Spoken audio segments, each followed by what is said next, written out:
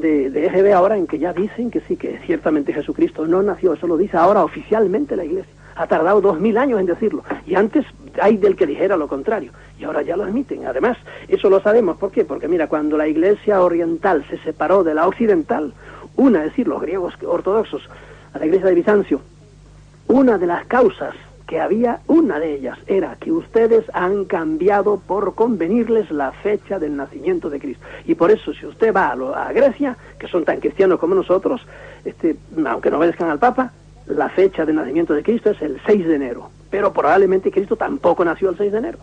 Vamos a Palma de Mallorca, Antonio. Buenas noches, Antonio. Hola, buenas noches. Ya tengo 4 preguntas para Salvador. Rapidito, si puedes. La primera, no es posible que Cristo, o sea, que Jesús fuera el Che Guevara de sus tiempos, o sea, un líder político. La segunda, ¿qué razón justifica que los judíos digan que son el pueblo elegido? Después, ¿qué razón da la Iglesia para decir que unos evangelios son los buenos y otros no son los buenos? Y después otra cosa, ¿cómo es posible que la Iglesia en el tiempo que estamos aún se empeñe en que los sacerdotes practiquen el celibato? Gracias. De acuerdo, gracias, Antonio. Voy a contestar con ametralladora.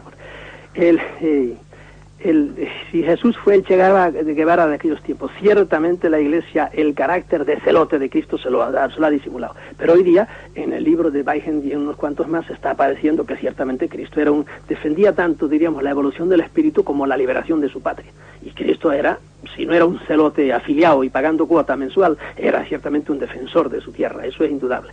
Bien, otra cosa dice ¿qué razón tienen los judíos para creerse el pueblo escogido? Los pobrecitos fueron engañados por Yahvé y los escogió a él, lo mismo que Baal escogió a los asirios, a los babilonios.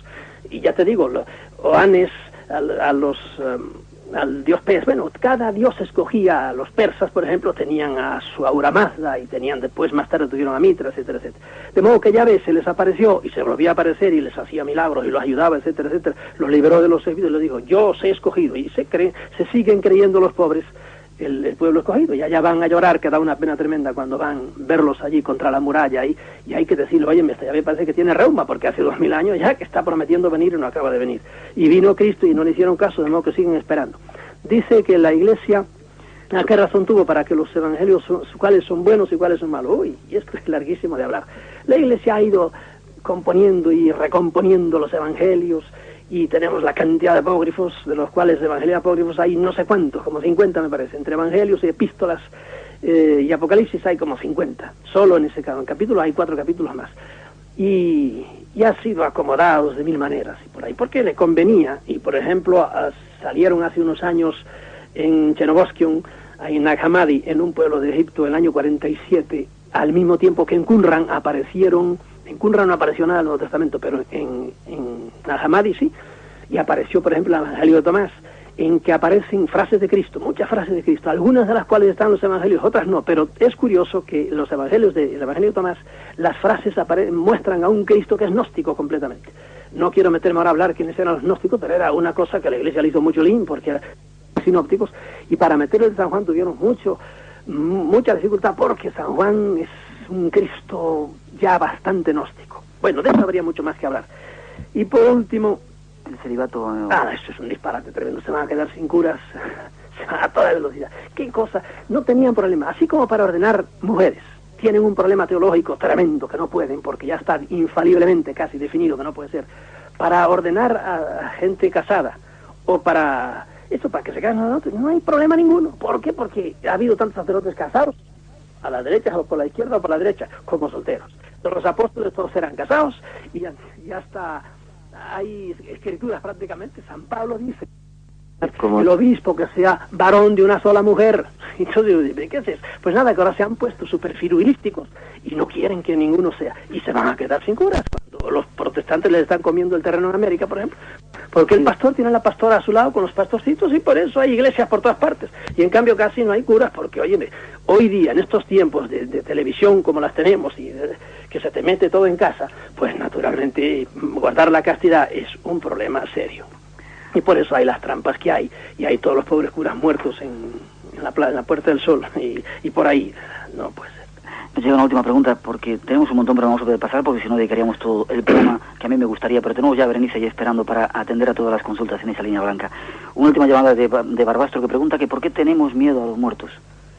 Bueno, porque ciertamente, primero, la Iglesia, la Santa Madre Iglesia nos ha presentado el más allá, el fin del mundo, la vida de una manera espantosa. Creo que de todas las religiones que hay, la Iglesia es la que lo presenta con caracteres y con tintes más trágicos y más tétricos, ¿verdad? Ese infierno eterno que pende sobre la cabeza del que no se haya portado bien, ese momento del que pende la eternidad del que nos hablaban todos los escritores antiguos, es espantoso, ¿verdad? Y por eso es natural que los hombres le tengamos miedo a ese paso, al más allá, no, porque, óyeme, condenarse eternamente y chamuscado, además, es una cosa, la mar de terrible. Los otros infiernos de las otras religiones, que también los tienen, no todas, pero se salía de ellos a la barca, y algunos hasta se escapaban. En todas las mitologías hay gente que se escapaba del infierno, o lo rescataban por ahí, pero de aquí no se salva nadie. Para eso está la omnipotencia divina. Esa es una de las barbaridades que hay en el dogma cristiano, y la gente se las traga tan tranquila. Y eso es por una cosa. Y segundo, que ciertamente ese paso a eso, al más allá, es una cosa que nos sobrecoge. No sabemos qué hay, y nunca nos ha venido nadie. Sí, dicen que vienen y todas esas cosas, pero en realidad es natural que el hombre le tenga miedo, pero es mucho más un cristiano cuando le han metido tales miedos al más allá. Nos piden que pasemos otra llamada más, una última llamada de León, Juan José. Buenas noches. ¿Voy ahora mismo? Juan José. Juan José. Sí. ¿Nos escuchas?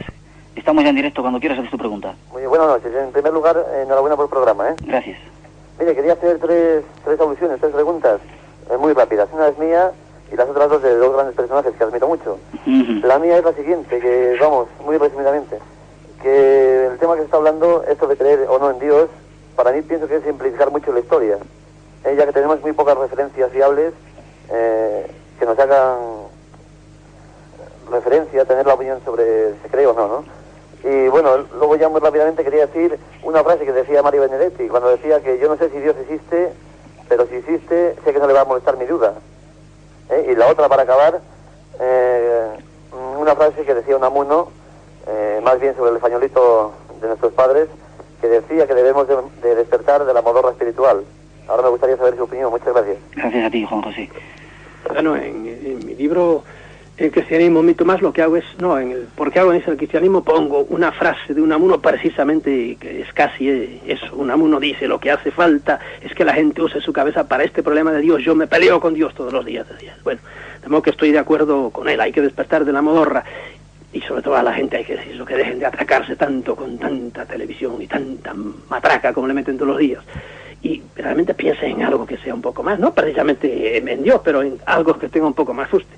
Segundo, estoy con Mario Benedetti, ciertamente a Dios, si es una persona civilizada, el Dios del cristianismo no lo es, no puede molestarle el que yo dude o no dude, porque es una cosa muy extraña, ciertamente, enfrentarse con el más allá, de modo que si Dios es Dios, no puede molestarle el que yo dude. Sin embargo, según nos han enseñado, y según el mismo Cristo dijo en el Evangelio, el que no crea se condenará. Digo, pero señor, ¿para qué me ha dado la cabeza?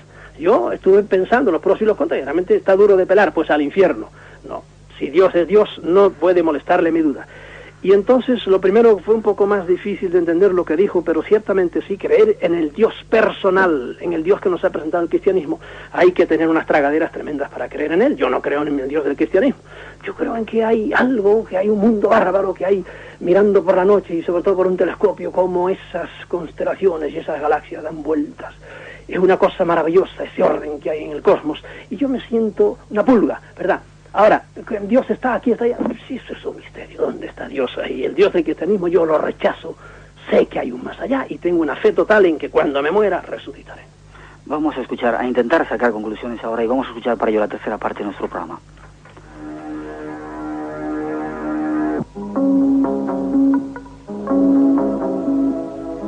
Es nuestro propio invitado, Salvador Freixidó, quien en uno de sus libros nos dice: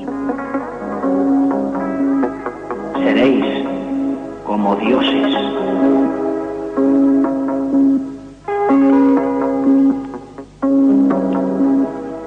La verdad profunda de la famosa frase bíblica podría interpretarse así: no le hagáis caso a los mandamientos que os dé, porque si le hacéis caso, vais a ser sus esclavos por los siglos de los siglos, ya que sus mandamientos están muy bien pensados, para que no podáis progresar, ni llegar, mediante una evolución natural,